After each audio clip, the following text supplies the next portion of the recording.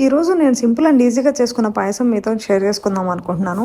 నా లాంగ్వేజ్‌లో ఇదొచ్చేసి బెల్లం అన్నం. సో, అందరికీ అది బెల్లం అన్నంగా తెలియదు. పాయసంగా తెలుసు. సో, అలా చెప్తున్నాను. అండ్ నేనైతే అస్సలు మెజర్‌మెంట్స్ యూజ్ చేయట్లేదు. రఫ్‌గా పోసేస్తున్నా అనమాట.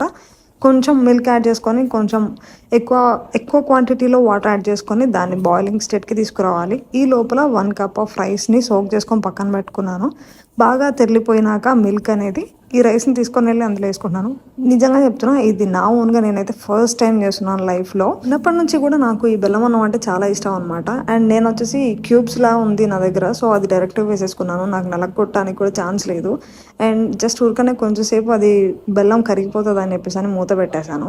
ఫైనల్‌గా అయితే ఇది ఇలా వచ్చేసింది. చాలా అంటే చాలా సింపుల్ అండ్ ఈజీగా. నేను ఆల్రెడీ పప్పు చేసుకొని పెట్టుకున్నాను. టేస్ట్ అయితే యమ్మీగా వచ్చింది. లాస్ట్ టైం ఇండియా వెళ్ళినప్పుడు మా అత్తయ్య చూయించారనమాట ఇలాగా. అంటే నాతోనే చేయించారు. వస్తది కదా! ప్రాక్టీస్ అయినట్టు ఉంటుంది అని చెప్పేసని. నాకైతే బాగా నచ్చింది. మీకు కూడా నచ్చితే సబ్స్క్రైబ్ చేయండి. Thank you.